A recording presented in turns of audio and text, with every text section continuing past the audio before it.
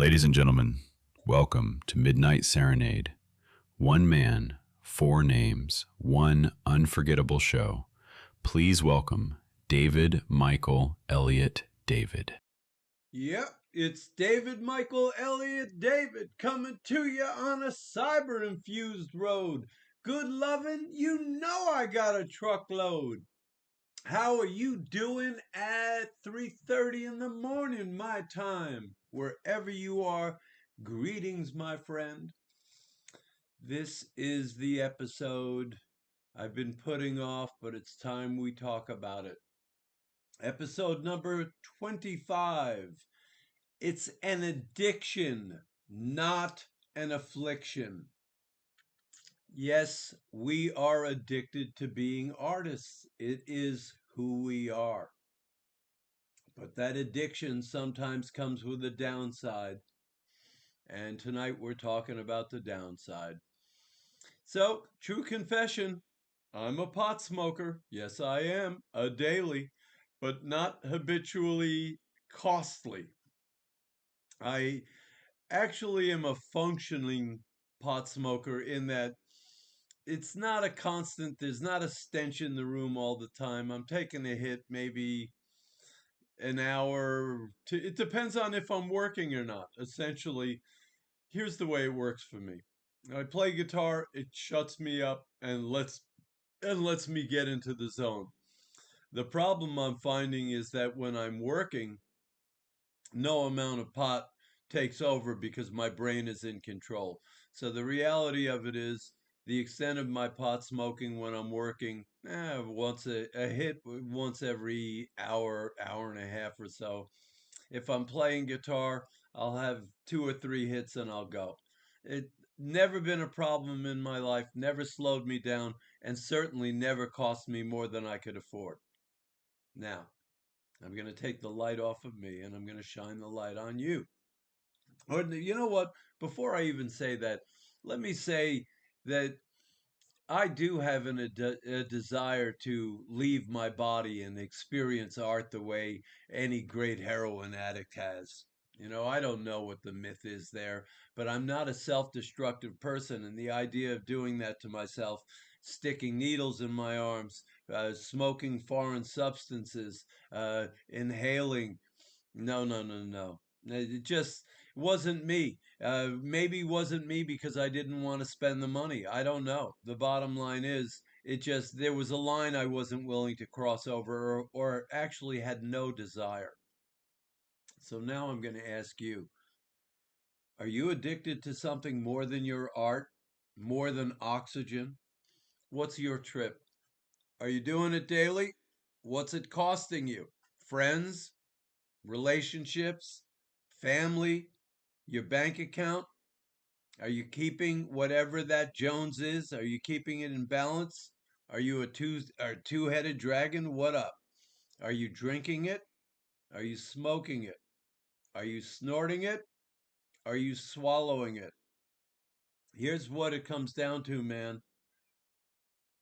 Don't go near the foul line. Do not go near the foul line. This fentanyl trip is one and done. Don't be that done one. Got it? Do whatever, do however, as long as it's in balance.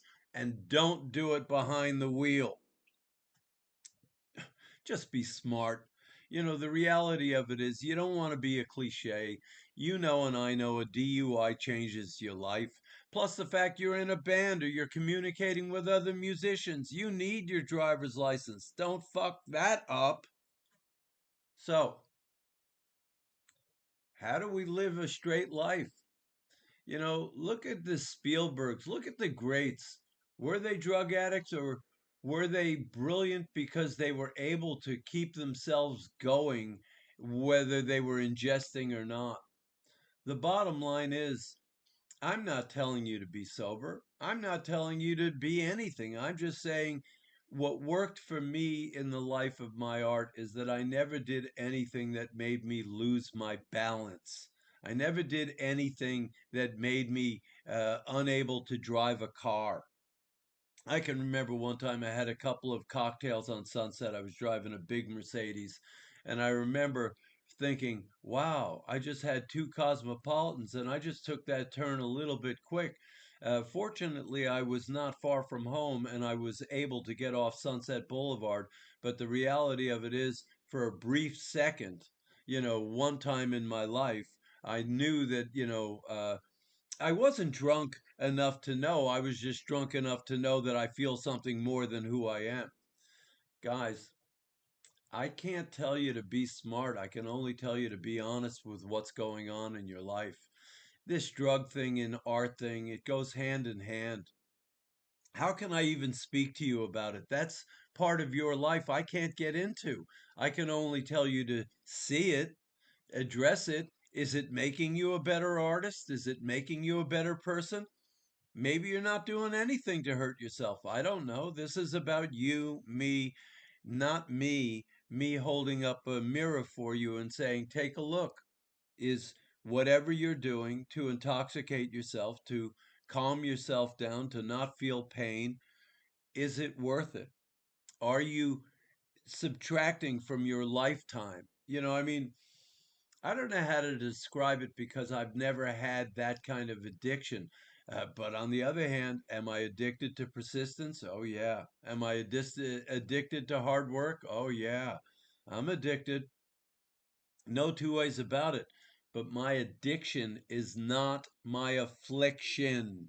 Do you understand? My pursuit of art is not what's going to kill me. They're not going to find me on the floor saying, "Oh, he died doing a recording." No, that's not going to be that's not going to be me. Don't let it be you. Okay? I mean, is it making you a better artist? You have to decide that. You know what? I don't really want to preach to you about this. I really don't. You know what I mean? I'm a live and let live guy. All I'm saying is I'm out for your goodness. And I'm also saying I've seen the artists take the fall. I've seen it. I've seen heroin addicts. I've been in the studio. I can tell you one time, oh, fucking unbelievable piano player came over to my house to go over charts for a recording session. He said, excuse me, let me just go to my car. Little did I know when he came back 45 minutes later that he had just stuck a needle in his arm and he needed to calm down before he came back into the house. Dudes, you know, look, your art is an addiction. Don't let it become an affliction. We're coming to the end of the show. I know it's heavy, but bros, this is when you like, subscribe, and share. Help me, please. Show me grace. Grace recognizes grace. I'm here to give all to you. Please take a second. Even I hit like, share, and subscribe. And even I am someone that doesn't do it the easy way. So we're coming to the end of the show. By all means, Mona Lisa Jones and the Laurel Canyon Love Band, Elliot King and the Royals. Search them. Grace recognizes grace. It's been another heavy episode with you. I love you. We'll see you again because I'm coming up with the binge reels next. Have a great night. You've just been serenaded by David Michael Elliot David. Sleep tight, and remember, grace recognizes grace.